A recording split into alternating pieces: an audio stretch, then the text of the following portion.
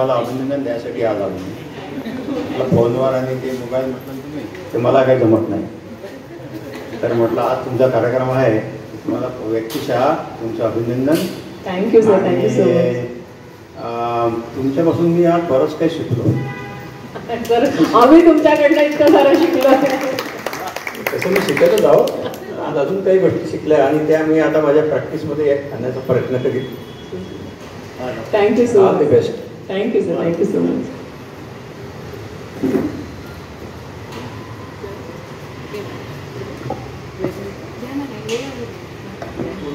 नाही, मला प्रश्न नाही विचारायचा, मला तुमचं अभिनंदन करायचं आहे. डॉक्टर साहेबांमुळे मलाही जरा थोडंसं वाटलं कौतुक करूनच घ्यावं. थँक्यू. सौंदर्य या शब्दांची व्याख्या आतापर्यंत साहित्यिक पाहिली गेली, पण आंतरिक विवेक आणि आंतरिक पॉझिटिव्ह म्हणजे सकारात्मकता हे सौंदर्याचं खरंच होतं का हे तुमच्या रूपाने आज आम्हा चंद्रपूरकरांना कळलं. थँक्यू, धन्यवाद. किती छान थँक्यू. म्हणून तुमच्या या सौंदर्याला खूप खूप शुभेच्छा, अभिनंदन. आणि चला आणखीन पहाड जिंकायला. धन्यवाद, धन्यवाद. खूप छान मॅम, ते मार्गदर्शन केले तुम्ही. पण आपण जसं एखादी मोटिवेशनल स्पीच ऐकतो, पण दैनंदिन जीवनामध्ये कसं आजचा दिवस गेला आणि स्पीच ऐकल्यानंतर आपण सामोरे जे राहते, जसं सकाळी उठायचं आहे, पण आज जे ऐकलेलं उद्या विसरून जातो आपण. तर जे सातत्य ठेवायसाठी आपण म्हणजे काय उपाययोजना केल्या पाहिजे? एक बरोबर आहे. म्हणून ना ॲक्च्युली जास्त तुम्ही मोबाईल बघत असाल ना, तर त्याच्यामध्ये रील्स येतात की मोटिवेशन ना असं असं जातं किंवा असं जातं, ठीक आहे, आणि सातत्यपूर्ण ना असं जातं. मोटिवेशन एकदा मिळतं, पण तुम्हाला समजा कन्सिस्टंट रिझल्ट पाहिजे असेल तर डिसिप्लिन शिवाय तुम्हाला मार्ग नाही आहे, है ना. तुम्ही आज मोटिवेशन ऐकलं, तुम्ही आज गेले जिमला आणि उद्या पुन्हा नाही ऐकलं, ती सवय लावावी लागते, ती प्रोसेस असते. मी ते सांगितलं की आज गेलं ना, ठीक आहे, उद्या आज 6 वाजता उठले ना तुम्ही मोटिवेशनचं ऐकून, उद्या 6 वाजता नाही उठणार, पण 7 वाजता तर उठेल, तेव्हा जा, 5 मिनिटासाठीच जा, पण ते डिसिप्लिन अंगात आणा की मला जायचं आहेच. सगळ्या गोष्टी मोटिवेशननी साध्य नाही होत. तुम्हाला म्हणून मी खूप पहिले सांगितलं, सातत्य इम्पॉर्टंट आहे. सातत्य कोणी तुम्हाला देऊ नाही शकत, है ना. आई तुम्हाला काय म्हणू शकते, अरे जा रे जा रे, पण ते आतमधनं स्वतःला चेंज करायची, स्वतःला बदलायची आंतरिक इच्छा झाली पाहिजे, है ना. तर ती तुम्हाला कोणीच आणून नाही देऊ शकत, ती तुमची स्वतःला डेव्हलप करावी लागते, है ना. आणि त्याच्यासाठी डिसिप्लिन इम्पॉर्टंट आहे. छोटे छोटे चेंजेस करा. 6 वाजता नाही उठता होते ना, ठीक आहे, 7 वाजता उठ, पण मी 5 मिनिटासाठी जिमला जाणार. माझं ऑफिस 8ला आहे, मी ठरवलंय की 6ला उठून मी 7ला जिमला जाणार, पण नाही उठलो, 7 वाजता उठलो, ठीक आहे. 7 वाजता उठून घराच्या बाहेर तर पडा, जिमच्या दरवाजावरती जा, वापस या, पण ॲटलिस्ट तुमच्या ब्रेनला समजतं की जे मी ठरवलंय त्याच्यापासून मी मागे नाही हटत आहे, है ना, मी जातोय तिथपर्यंत. दुसऱ्या दिवशी आपोआपच तो तुम्हाला 5 मिनिटं पहिले उठवेल. ब्रेन माइंड एक लोण्याचा गोळा आहे, त्याला जसं तुम्ही शेप कराल ना तसं राहील. त्याला समजा असं दिसलं की नाही हा डिसिप्लिन्ड आहे, हे म्हटलेलं, मी आज समजा म्हणते आहे की मी 6 वाजता उठणार आहे आणि मी उठली, तर माझ्या ब्रेनला सिग्नल मिळतं की अच्छा हे जो म्हणतो आहे हा हे करतो आहे. मी समजा माझ्याच गोष्टींवरती ठाम नाही राहिली आणि प्रत्येक वेळेस मी 6 वाजता उठायचं ठरवलं आहे, पण मी 8 वाजता उठते, 9 वाजता उठते, तर माझ्या ब्रेनला समजत आहे की ही जी म्हणते आहे याच्यात काही तथ्य नाही आहे, ही फॉलोच नाही करत आहे स्वतःला. मग ब्रेनच तुम्हाला सिग्नल देतो की नाही उठलं तरी चालतं, काही नाही होत. ही सायकल राहती आहे. तुम्हाला तुमच्या ठरवलंय त्याच्यावरती फर्म राहायला शिकायला पाहिजे, ना. मी समजा ठरवलंय, म्हणून ठरवतानाच ना छोटे छोटे गोल्स ठेवायचे. मी म्हटलं पहाड एकदम नाही चढायचं आहे, पहिले मला 2 पायऱ्या तर चढू दे, छोटासाच गोल बनवते मी की मला 6 वाजता, आपल्याला माहिती आहे ना आपण रोज 8 वाजता उठतो, 5 वाजता उठायचा गोल नाही बनवायचा, बनवताना 7 वाजताचा बनायचा की मी पहिले 7 दिवस 7 वाजता उठणार आहे. त्याला फॉलो करा, जे पॉसिबल आहे ना त्याला फॉलो करा आणि मग मोठे ड्रीम, छोटे छोटे छोटे छोटे गोल्स घ्यायचे. नमस्कार. नमस्कार मॅडम. नमस्कार. खरंच मला आज तुमच्यापासून खूप छान प्रेरणा मिळाली, पण मी पहाटे उठण्याचा प्रयत्न करते आणि उठते पण पण रात्रीला मला दुपारी असं चिडचिड होते की दुपारी असं वाटतं की झोपावंसं आणि मी झोपून जाते आणि रात्रीला मला लवकर झोप येत नाही आणि दुसऱ्या दिवशी मग पहाटे उठण्याचं जो माझं राहते तो नियोजन बिलकुल हे होऊन जातं. त्याच्यासाठी काही तुम्ही सांगाल का मला? पुन्हा तेच आहे की बरोबर आहे ना, बॉडीला जेवढी आवश्यक रेस्ट आहे तितकी मिळाल्यावरती ते जागणारच आहे. तू समजा दुपारी झोपत आहे ना, दुपारी समजा तू 2 तासाची झोप घेतली तर रात्री कशी झोप येणार? 2 गोष्टी करायच्या त्याच्यासाठी. एक तर दुपारची झोप कर्टेल करायची आहे ना, जेवण लवकर करून घ्यायचं, 10 वाजता करून घ्यायचं, म्हणजे मग तुला झोपायला ना, आपण काय करतो 1 वाजता जेवतो, 1 वाजता करण्यासारखं काहीच काम नाही राहत, मग आपण 1:30 वाजता झोपून जातो. आणि आता तर असं आहे की पोरं येऊन जातात तर आपण 3 वाजेपर्यंत झोपतच राहतो.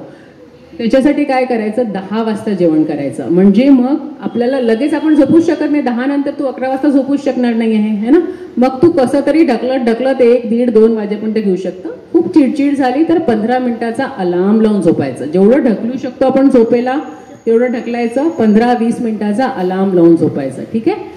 आणि रात्री मोबाईल 8 वाजता दुसऱ्या रूममध्ये नेऊन ठेवायचं. हे मी तू यायच्या पहिलं सांगितलं.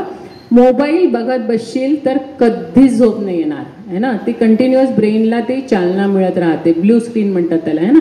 मोबाईल इमर्जन्सीत आहे नाही, डॉक्टर तर आहे नाही आहे ना, ठीक आहे. मोबाईल 8 वाजता बाजूच्या रूममध्ये लॉक करून ठेवून द्यायचा आहे ना. त्याला अलार्मची घडी घ्यायची. एक्सक्यूज काय असतं पोरांचं स्पेसिफिकली त्यांना सांगितलं तर अलार्म कुठून वाजणार आहे ना, अलार्मची छोटी घडी घ्यायची 100 रुपयाची, त्याला अलार्म लावायचा. आणि तू ठरवलंय तू उठते आहे, उठायचा तुला प्रॉब्लेम नाही आहे, तुला फक्त हा प्रॉब्लेम आहे की रात्री लवकर नाही झोपत आहे ना, मोबाईल ठेवशील ना आपोआप झोप येईल तुला है ना. परत कोणाला काही विचार?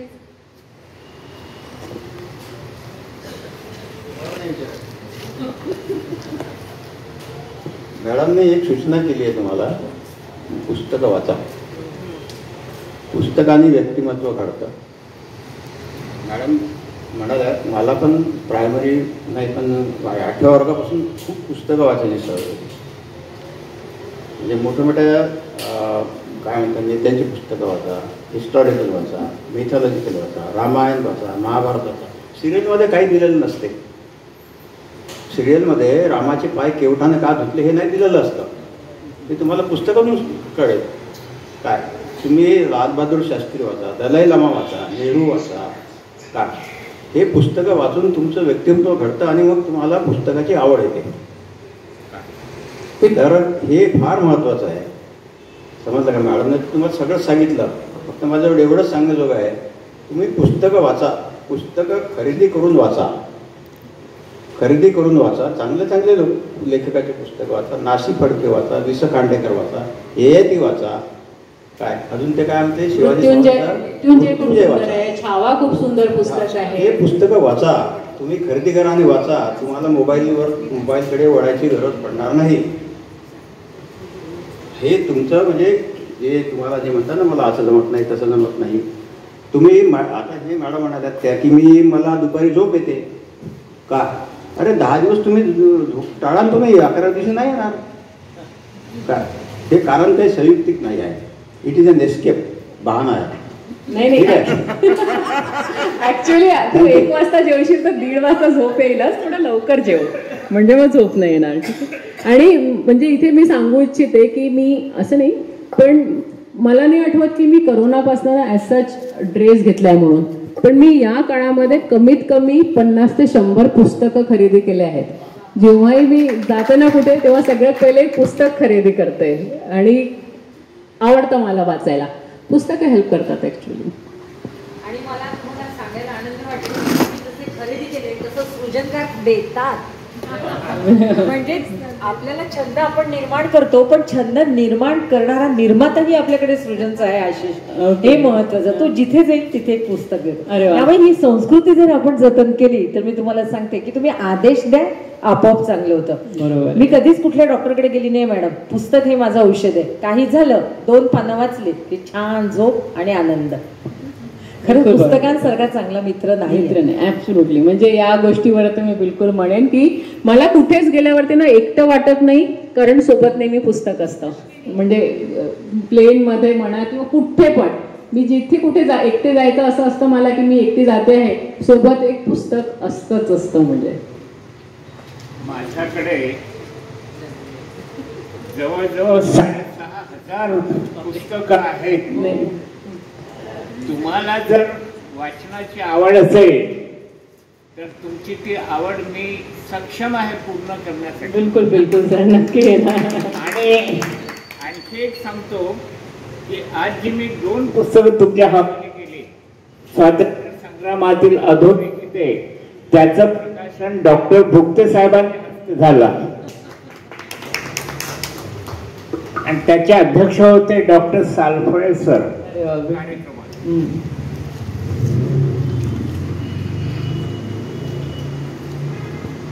एखादी गृहिणी आणि बिझनेसमॅन हे सगळं सांभाळून एखाद्या खेळात जर प्रावीण्य मिळवायचं आहे तर तुम्ही त्यांना काय टिप्स द्याल? हे बघ, सगळे जे CEO किंवा मोठे मोठे लोक असतात ना, हे सगळे पण फिटनेसकडे लक्ष देतात. कसं करू शकतात हे सगळं? त्यांना पण मुलं असतात, त्यांचा एवढा मोठा बिझनेस असतो. माझा तरी छोटंसंच हॉस्पिटल आहे, पण मोठ्या मोठ्या कंपनीमध्ये CEO असणारे पण मॅरेथॉन्स धावतात, ते पण तयारी करून धावतात. कसं करतात हे सगळं? वेळेचं नियोजन आहे ना, ठीक आहे. ते आपल्यासारखं ना वेळ वाया घालवतच नाही. त्यांची खूप प्रायोरिटीज ठरलेल्या असतात की मी या वेळेवरती हे करणार आहे, या वेळेवरती हे करणार आहे, या वेळेवरती हे करणार आहे. मोबाईल, आय डोंट थिंक की ते मोबाईलमध्ये, त्यांच्या मोबाईलमध्ये यूट्यूबही असेल म्हणून, है ना. एक छोटीशी ॲड असते बघ की मर्सिडीज किंवा हे लोक कधीच त्यांच्या कारचं हे नाही करत, जाहिरात नाही करत, है ना. बाकीचे हे छोटे छोटे आपले करतात. का बरं करतात? कारण ते त्या लेवलवर पोहोचले असतात की त्यांना ते ॲड करण्यामध्ये पण हे नाही राहत की तेवढा वेळ तरी कशाला वाया घालवायचा. माझा क्लायंटेल ठरलाय, मी माझी लेवल तिथपर्यंत वाढवली आहे, है ना. तर आपल्याला आपले गोष्टी प्रायोरिटाईज कराव्या लागतात की मी या याच्यासाठी एवढा वेळ देणार, या याच्यासाठी एवढा वेळ देणार आणि याच्यासाठी एवढा वेळ. बाकीच्या सगळे जे आपल्याला डिस्ट्रॅक्ट करतात गोष्टी, त्या सगळ्या आपल्याला बंद कराव्या लागतात, है ना. मी ते सांगितलं की त्याला आपण सॅक्रिफाईस नाही म्हणत. म्हणजे मी पार्टीजला जाणं बंद केलं हे माझं सॅक्रिफाईस नाही आहे, ते मला आवडतं. म्हणजे मला माझ्या पर्सनल गोष्टीकडे, माझ्या पर्सनल डेव्हलपमेंटकडे लक्ष द्यायला आवडतं, म्हणून मी पार्टीजला नाही जात. नाही तर आमच्याकडे पार्टीज होत नाही. भुक्ते सरांना माहिती आहे की याला IMAला सुरूच असतं. पण आपल्याला काय पाहिजे आहे, आपल्या पर्सनल डेव्हलपमेंटसाठी आपले काय उद्देश आहे, आपले काय गोल्स आहे, हे आपल्याला ठरवावं लागतं आणि त्यानुसार आपल्याला गोष्टी प्रायोरिटाईज कराव्या लागतात, तशा वेळ द्यावं लागतं. आणि पुन्हा खूप साऱ्या गोष्टींमध्ये खूप सारे गड्डे करून फायदा नाही. एकच मोठा गड्डा करायचा आणि त्याच्यात झाड लावलं तर ते जास्त चांगलं उगवेल, है ना. तू समजा खूप सारे छोटे छोटे गड्डे केले आणि त्याच्यात सगळीकडे लावायला लागले तर त्यांचे मुळच खाली जाणार नाही, कदाचित एकही झाड व्यवस्थित. म्हणून प्रायोरिटाईज करायचं, त्याच्यावरती फोकस करायचं आणि ते कसं मोठं होईल याच्याकडे. As a doctor